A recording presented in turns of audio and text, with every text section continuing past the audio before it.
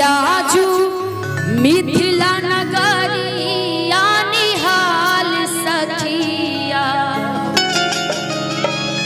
कि आजू मिथिला नगरिया निहाल सखिया। और हमें बहुत गर्व होता है कि हम बिहारी हैं ना जी। हमारे बिहार मिथिला में माँ जानकी का जन्म हुआ, जहाँ श्री राम जी को साक्षात आना पड़ा था। आज मिथिला नगरिया निहाल सखिया, चारों दुल्हा में बड़का कमाल सखिया, चारों दुल्हा में बड़का कमाल सखिया।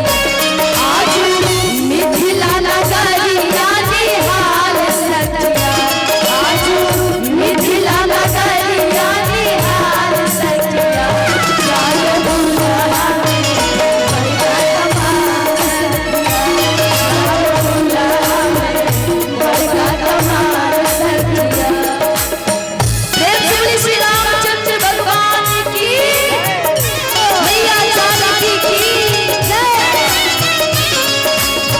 धीरे धीरे हंसू, धीरे धीरे हमारा मरवा में हंसू, धीरे धीरे हमारा मरवा में हंसू, धीरे धीरे धीरे धीरे हो हंसू, धीरे धीरे धीरे धीरे हो हंसू, धीरे धीरे हमारा मरवा में हंसू, धीरे धीरे हमारा मरवा में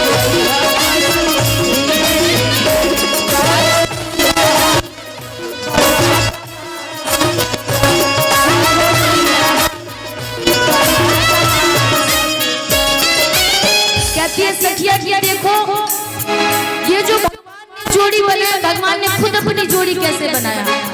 श्री रामचंद्र जी सांवले रंग के थे और सीता मैया कितनी गोरी थी। सखिया कहती है कह रहे ये देखो दूल्हा कैसा आया है, साउंड वाले भैया कहते कि ये देखो दूल्हा कैसा आया, कहीं से भी जोड़ी लगती है।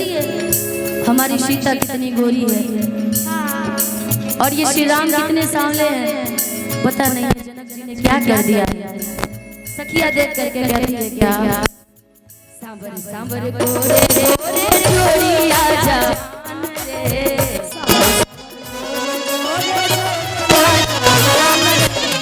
सांबर सांबर गोरे गोरे जोड़िया जवान रे,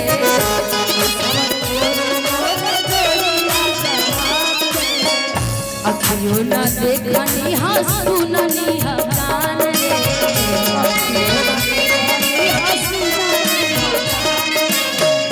अखियों न देखनी हाँ सुननी हाँ कान रे।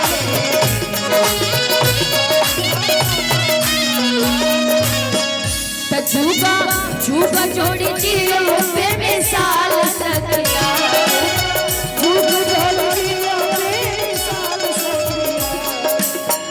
साउंड वाले भाई थोड़ा कम कर लीजिए, लेकिन अच्छा बना दीजिए, बार बार सीटी मारने का काम मत कीजिए।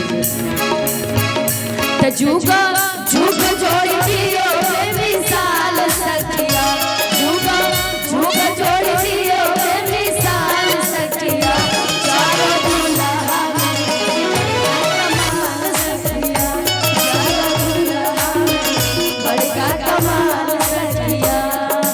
दूल्हे का सेहरा सुहाना लगता है, दूल्हे का सेहरा सुहाना लगता है, दुल्हन का तो दिल दीवाना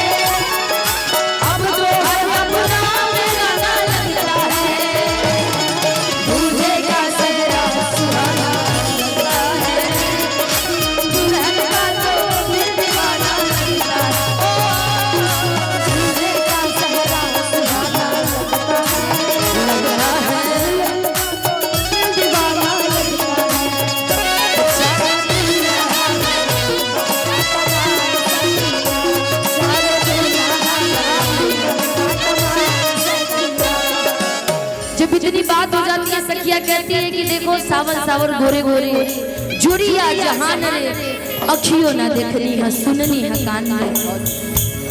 जब बात में बात आती है तो लेकिन सखिया कहती है कि अच्छा जोड़ी तो हम थोड़ी बनाते हैं, जोड़ी तो ऊपर से बन के आता है, लेकिन हमारे बिहार होने के लिए, बिहारी होने के लिए बड़ी सौभाग्य की बात होती है। भैया थोड़ा सा साइड हो जाइए। बड़ी सौभाग्य की बात होती है कि जिसके लिए सखिया कहती है क्या, जिकरा खाती जोगी मुनि पता पकाई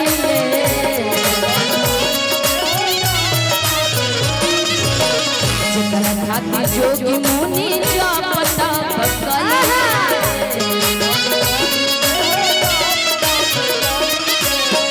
से हमारा मिथिला में पाहुन बन के आई,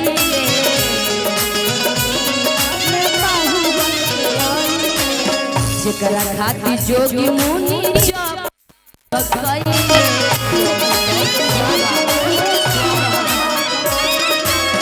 जिकरा खाती जोगी मुनि जो पता पकैले असे हमरा मिथिला में पाहुन बन के आई। वाह जिकरा खाती जोगी मुनि जा पकाई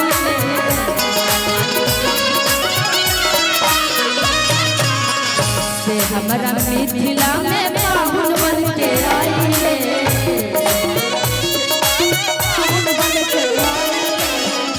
और इस गाने का सबसे प्यारा लाइन और दूल्हे साहब के लिए भी बहुत प्यारा लाइन, जितने दूल्हे होंगे उनके लिए, आज लोढ़ा से दगाई उनके गाल सखिया, आज लोढ़ा से दगाई उनके गाल सखिया। आर्यन जब तुम्हारी शादी होगी ना तो तुम्हारी भी मम्मी, अच्छा मैं भी आऊंगी तो ठीक कि आज लोढ़ा से दगाई उनके गाल सखिया। जिस भी लड़के का दूल्हा फूला होता है उनकी माँ मौसी भाभियाँ गाल ऐसे ऐसे दाब दाब के पुचकार देती हैं कि अब तुम्हारी बीवी आने वाली है, अब वो तुम्हारी पुचकाएगी, इससे पहले मैं ही लोढ़ा से पुचका देती तुम्हारा गाल। होता है ना जैसे जिनकी शादियाँ हुई होगी सब जानते होंगे कि आज लोढ़ा से दगाई उनके गाल सखिया, चारों दूल्हा में बड़का कमाल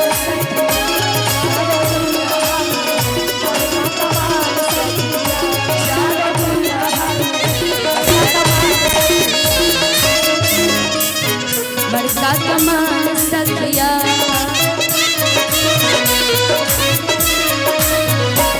पहुना यही मिथिल रहुना,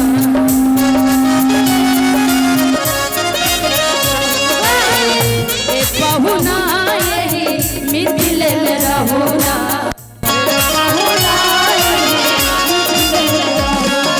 जमने सुखमा ससुराली में, जमने सुखमा ससुराली में,